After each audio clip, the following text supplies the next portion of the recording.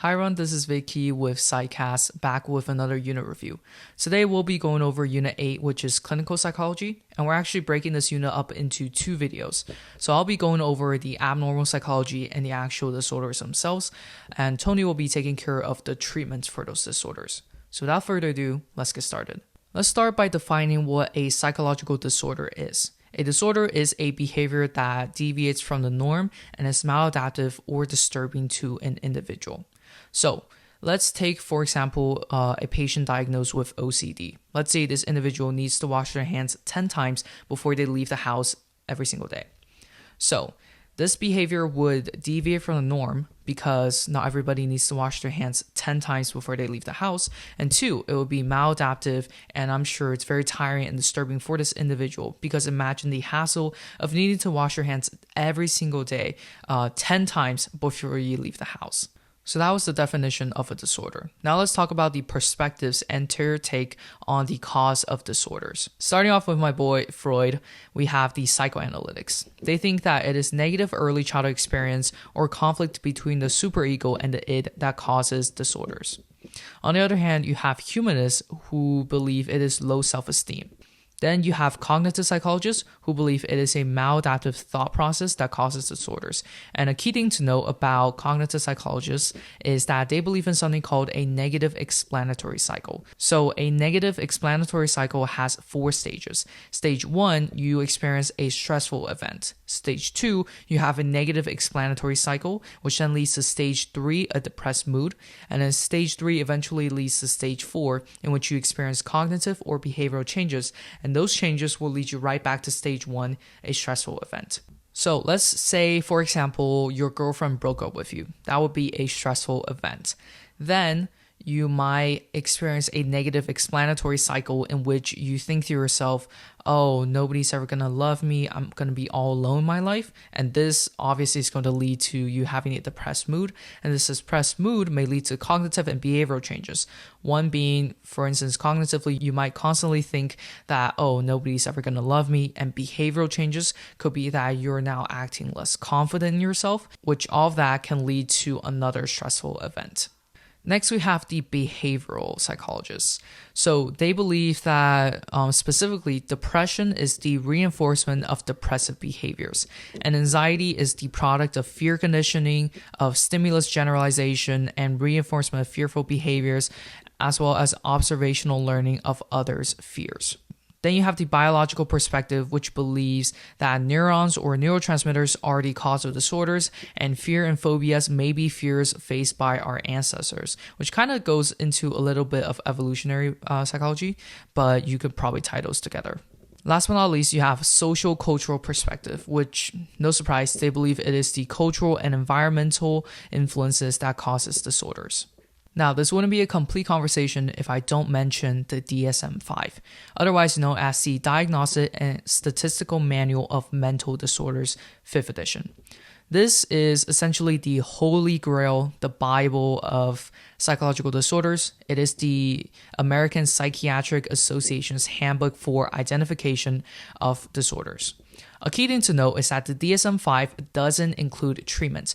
It just tells you how to diagnose and identify disorders. The DSM-5 is separated into multiple categories, and they are as follows. Neurodevelopmental disorders. Under neurodevelopmental disorders, you have intellectual disability. This is a delayed development in general mental abilities, which can translate to impairment of everyday functions such as self-care and communications. So the severity of intellectual disability ranges from mild, moderate, severe to profound. Another disorder under this category is autism spectrum disorder. This is a neurodevelopmental disorder that presents in early childhood, and this can affect social communications. For example, a child may have problems with social cues and engaging with others in conversations. Next, we have ADHD, which is attention deficit hyperactivity disorder. This is a behavior that is patterned with inattention and/or hyperactivity or impulsivity. The next category is schizophrenia spectrum and psychotic disorders. So, starting off with schizophrenia. This is a disorder of disturbance in thought, perception, and speech. Interesting thing to note is that schizophrenia patients have a 6-fold excess for the D4 dopamine receptor. So you could argue and perhaps maybe schizophrenia could be caused by an excess of dopamine. Now, when talking about schizophrenia, two terms are commonly brought up: delusions and hallucinations. And just to clarify, they are not the same. Delusions are beliefs that are not based in reality. For instance, I think that I can fly. That's going to be a belief that is false. On the other hand, hallucinations are perceptions that are not based in reality. In other words, sensory experiences without sensory stimulation. So for instance, I may think that I'm hearing things, but actually it's dead silent. I'm hearing things that aren't there. Now let's briefly touch on the symptoms of schizophrenia. And when you're talking about the symptoms of schizophrenia, there are two categories. You have positive symptoms and you have negative symptoms. Positive symptoms is the presence of inappropriate behaviors. These are behaviors that shouldn't be there, hence positive. So, examples of positive symptoms could be delusions and hallucinations. On the other hand, negative symptoms, as some of you guys may have already guessed, is symptoms that should be present but aren't present. So it's the absence of appropriate behaviors. For instance, a patient may be expressionless, they have a lack of emotions, and they have a rigid body. Now to talk about specific symptoms of schizophrenia, many patients experience word salads. This is when patients produce a stream of speech with little or no coherence. Another symptom is catatonia, which is a state of unresponsiveness to one's outside environment, usually including muscle rigidity, staring, and inability to communicate. Another symptom is paranoia, which is the preoccupation with delusions or hallucinations, often of persecution. The next category is bipolar disorders. Bipolar disorder is when an individual experiences an alteration between a depressive and a manic state. A manic state is marked by an abnormal high level of activity and energy. The patient is very impulsive, they have an inflated self-esteem, they're more talkative, etc. Depressive mood, on the other hand, is when a patient feels sad, irritable, empty, and they experience a prolonged period of profound sadness, and they often have a loss of interest in activities they used to enjoy. The next category is kind of tied, is depressive disorders. So this is a disorder where a person experiences, in absence of drugs or medical conditions, 2 or more weeks of significantly depressed moods, feelings of worthlessness, diminished interest, or pleasure in most activities. Something interesting to note is that neurotransmitters like norepinephrine and serotonin seem to be scarce in depressed patients. Also, in depressed individuals, the left frontal lobe, which is active during positive emotions, is likely to be inactive during the depressed states. The next category is anxiety disorders. Starting off with panic disorder, this is an anxiety disorder characterized by recurring panic attacks and constant worry of having another panic attack occurring. Panic attack is when the patient experiences sweating, increased heart rate, they have a general feeling of being paralyzed with fright. Another disorder under this category is generalized anxiety disorder, otherwise known as GAD. This is an anxiety disorder characterized by an almost constant state of autonomic nervous system arousal and feelings of dread and worry. The last disorder we'll go over in this category are phobias.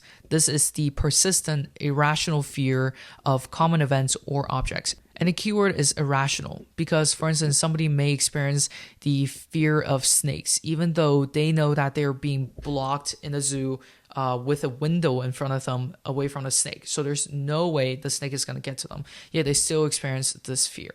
Another common fear is the fear of heights, as well as agoraphobia, which is the fear of open spaces.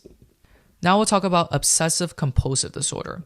This is the involuntary obsessions or compulsions that are time-consuming and maladaptive that are performed to avoid an outcome. So, obsessions are persistent thoughts and compulsions are repetitive behaviors. For example, an individual with OCD may feel like they need to knock on a door 10 times so their mother doesn't die. So let's break this down.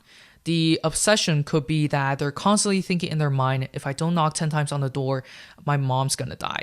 And this intrusive thought is going to keep bothering them until they give in to the action, which is the repetitive behavior. In other words, until they do the compulsion, which is the action of knocking on the door 10 times so their mother doesn't die. So you can see that the action or the thought process patients with OCD go through is not really related to the outcome they're trying to avoid, but in their mind, the behavior and the outcomes are linked, so they have to perform this behavior in order to avoid this undesired outcome. A disorder under OCD is body dysmorphia. This is the obsessive thoughts about bodily defects or about how one's body looks. Additionally, you have hoarding disorders, which is obsessive thoughts about the need to save possessions. The next category is PTSD, or post-traumatic stress disorder. This is a disorder that follows an alarming traumatic event. The patient may experience intrusive thoughts or dreams, avoidance of situations that may recall those events, sleep disturbances, lack of interest in activities they used to enjoy, and experience social withdrawals. Moving on to dissociative disorders. These disorders usually occur after trauma, and it's the individual's consciousness or identity that's usually becoming dissociated. One disorder under this category is dissociative amnesia. This is the inability to recall life events. So it's not just saying, oh, I don't remember what I ate for dinner last night. It's rather, I don't remember my name. I don't remember where I come from. I don't know who I am. I don't remember anything about me. It's much more extreme. Another disorder is dissociative identity disorder. This used to be known as multiple personality disorder, and it's when one person develops separate personalities, and it's usually a result from a traumatic childhood event. The next category is somatic symptoms and related disorders. So, starting off with somatoform disorder. This is a psychological disorder where symptoms take a somatic or bodily form without apparent physical cause. Additionally, you have illness anxiety disorder, otherwise known as a hypochondriac. So it's when one worries excessively about possibly being ill. Moreover, you have conversion disorder, which is when you experience physical and sensory problems without neurological explanations. So maybe you feel numbness and paralysis, but there's no neurological pathology or injury that could explain these symptoms. So an example could be maybe you've been studying for the SAT for 4 months, and the day before your exam, you wake up and you can't move your right arm, which is the arm that you write with.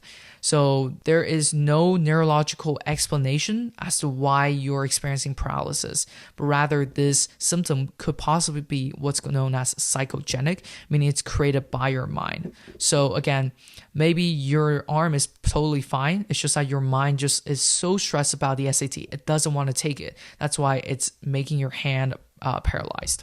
Last but not least, you have Munchausen syndrome, which is when you fake symptoms to receive medical care, sympathy, or aid from others. The next category is eating disorders. So you have anorexia nervosa, which is the restriction of food intake and the fear of gaining weight and disturbance in self-perception. And often individuals diagnosed with anorexia will go on extreme diet and lose an alarming amount of weight in a very short period of time. Additionally, bulimia nervosa is the recurring episodes of binge eating, which is when you eat a large amount of food in a short period of time, followed by purging, which is when you try to get the food out, either through self-induced vomiting, laxatives, or intense exercises. A disorder that is similar to bulimia is binge eating disorder. This is when you experience binge eating without purging. So you eat a large amount of food in a short period of time, but you're not trying to get the food out. Now let's go over the largest category, which is personality disorders. So, personality disorders are psychological disorders that are characterized by inflexible and enduring behavior patterns, impairing social functioning. A disorder under this category is paranoid personality disorder. This is a pattern of general mistrust of others that are not justified by real circumstances. For instance, you feel like everybody's always out to get you, but there's no evidence of that. Another personality disorder is schizoid personality disorder. This is when an individual has a persistent avoidance of social relationships and little expression of emotion. So they just don't want a relationship. Another disorder that's commonly heard of is antisocial personality disorder. This is the personality disorder in which a person, which is usually a man, exhibits a lack of conscience of wrongdoing, and they oftentimes have no remorse. Another commonly heard of one is borderline personality disorder. This is when an individual experiences unstable self-image, mood, and interpersonal relationships. They're often impulsive and unpredictable. Next, you have histrionic personality disorder. This is when an individual has an excessive emotionality and preoccupation with being the center of attention. They have emotional shallowness and they experience overly dramatic behavior. So they're very much attention seekers. Next is narcissistic personality disorder. This is when an individual has exaggerated ideas of self-importance and achievement, and they have preoccupations with fantasies of success, and they're often arrogant. Next is avoidant personality disorder. This is a personality disorder characterized by constant discomfort and restraint in social situations, overwhelming feelings of inadequacy, and extreme sensitivity to negative evaluations. So these individuals want a relationship, but they're scared to get a relationship because of the potential criticisms that could emerge from it. Next is dependent personality disorder, which is when an individual has excessively lacking self-reliance and self-esteem. They passively allow others to make all the decisions, and they're constantly subordinating their own needs to others. Oftentimes, these individuals can't make everyday decisions without trying to get the opinions of others and the approvals of others. Last but not least, you have obsessive compulsive personality disorder. This is the rigid concern with order, perfectionism, control, and work, all at the expense of flexibility, spontaneity, openness, etc. So that was all of the personality disorders. Now, as a final note, let's go over self-fulfilling prophecy and in the context of mental disorders. So self-fulfilling prophecy is a belief that leads to its own fulfillment.